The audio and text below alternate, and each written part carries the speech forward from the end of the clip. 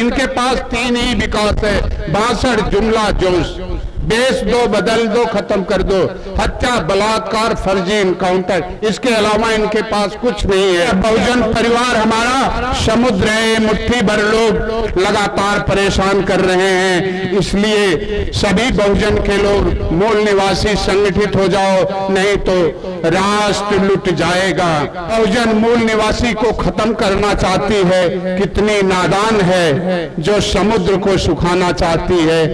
EVM की जीती हुई जिस दिन ये बैलेट पेपर ला देंगे उस दिन भारत से फिर साफ हो जाएंगे।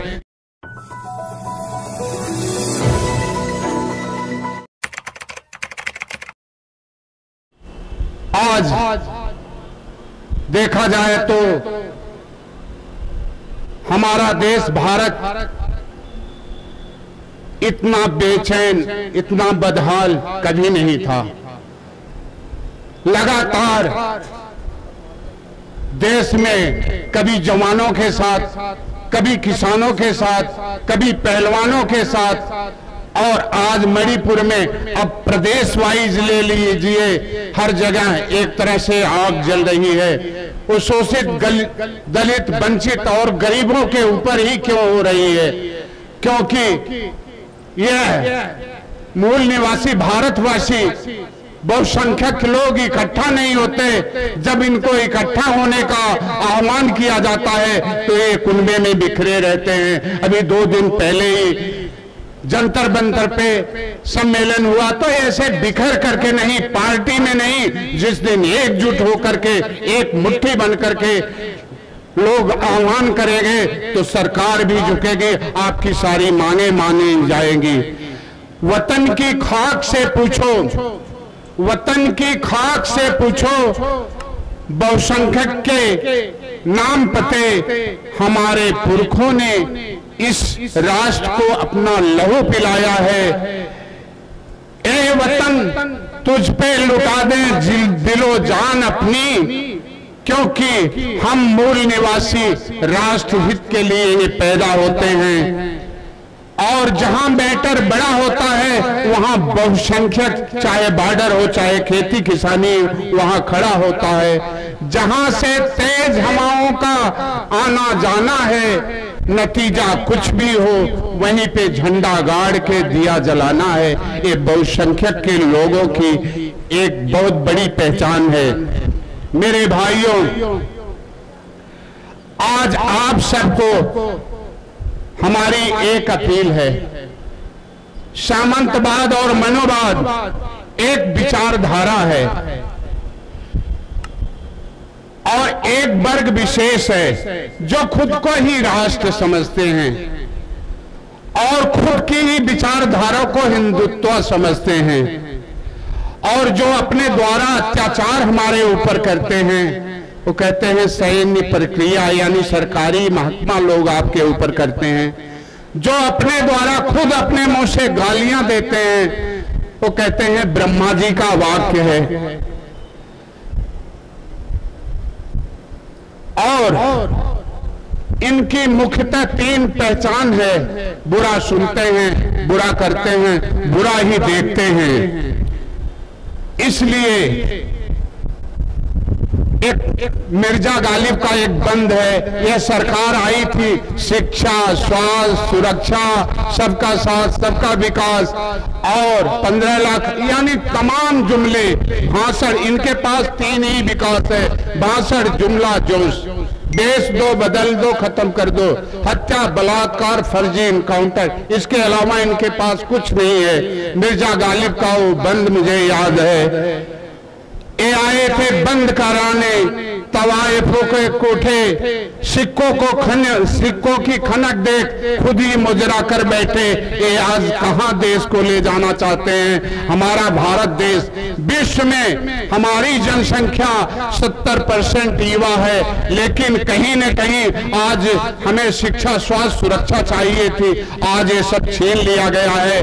आज दर दर की ठोकरें हमारे युवा पढ़े लिखे बच्चे घूम रहे हैं गलत ढंग से। जहां इनको होना चाहिए वहां वो अपने चोर रास्ते से भर्ती, अभी सभी लोग बता रहे हैं, ले जाते हैं, कर ले जाते हैं, सभी सीटें फुल कर लेते हैं। और इनकी सोची समझी एक रणनीति है। ये लगातार यह सरकार एक तरह से बहुजन मूल निवासी को खत्म करना चाहती है। कितनी नादान है जो समुद्र को सुखाना चाहती है। यह बहुजन परिवार हमारा समुद्र है, ये मुट्ठी भर लोग लगातार परेशान कर रहे हैं। इसलिए सभी बहुजन के लोग मूल निवासी संगठित हो जाओ, नहीं तो राष्ट्र लुट जाएगा। आसार नजर आता है, अब हुकूमत में बैठे हुए एक तरह से गद्दार नजर आते हैं। राष्ट्र के खातिर यही बहुजन मूल निवासी ने लुटा दी जान अपनी। देश राष्ट्र को कृषि प्रधान और विश्व गुरु बनाया।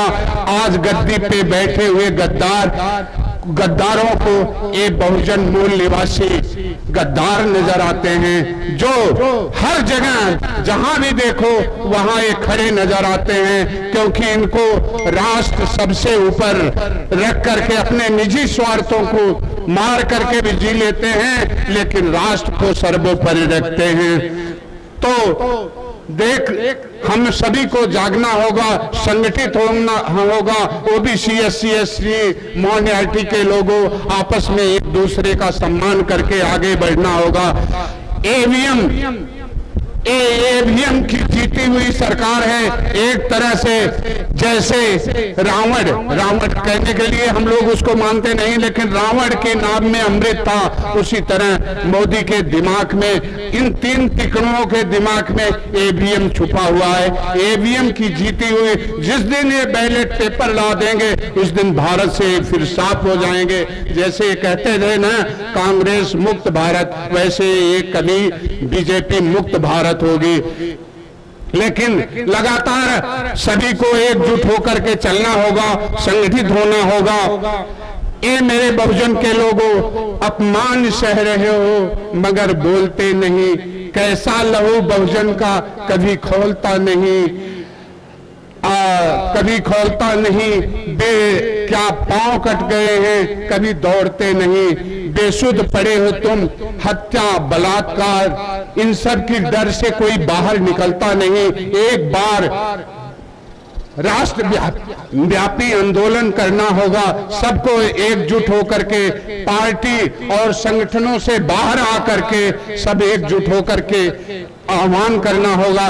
तभी जाकर के हम अपने हर मुद्दे को, जब तक कि आप अभी सभी ने बताया कि जब तक आपका प्रधानमंत्री ओबीसी नकली बन गए हैं, जब तक ओरिजिनल नहीं बनेंगे, राष्ट्रपति हमारा अपना दलित आदिवासी बताते हैं, उनको कहीं बोलने का कोई अधिकार नहीं है। अगर अधिकार होता तो मणिपुर की चाहे पहलवानों की जंतर मंतर पे हमारी बहन बेटियां न्याय की गुहार लगाती रही, लेकिन हमारे देश के प्रधानमंत्री दूसरे देशों में इज्जत कमाते हैं, अपने देश की इज्जत को भी नहीं ताक पे रख देते हैं। तो इसलिए मैं किसानों का लगातार किसान सम्मेलन हो, चाहे पहलवान का हो, चाहे जहां भी अन्याय अत्याचार की आवाज उठती है वहां जरूर पहुंचता हूं और अपनी बात रखता हूं। किसानों से, खेती से बड़ी कोई कंपनी नहीं है, अनाज से बड़ा कोई प्रोडक्ट नहीं है और किसान से बड़ा कोई राष्ट्रभक्त नहीं है। इसलिए किसान तो हर समय आह्वान कर रहे हैं कि ये बहुजन के लोगों, ये मूल निवासियों सब एकजुट हो जाओ, नहीं तो राष्ट्र भी हमारा खत्म कर देंगे।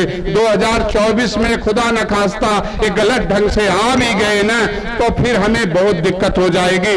इसलिए मेरी सबसे अपील है कि एक बार सब संगठित हो जाओ और अन्याय अत्याचार के खिलाफ हमें सबको कंधे से कंधा डाल करके लड़ना होगा।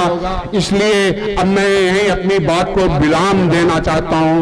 मिटा दो जुर्म की हस्ती, यही हम बहुजन संख्यक का पैगाम है। हम सब बहुसंख्यक के लोग हैं, संघर्ष करना हमारा काम है। अब मैं यही अपनी बात को विराम देता हूं।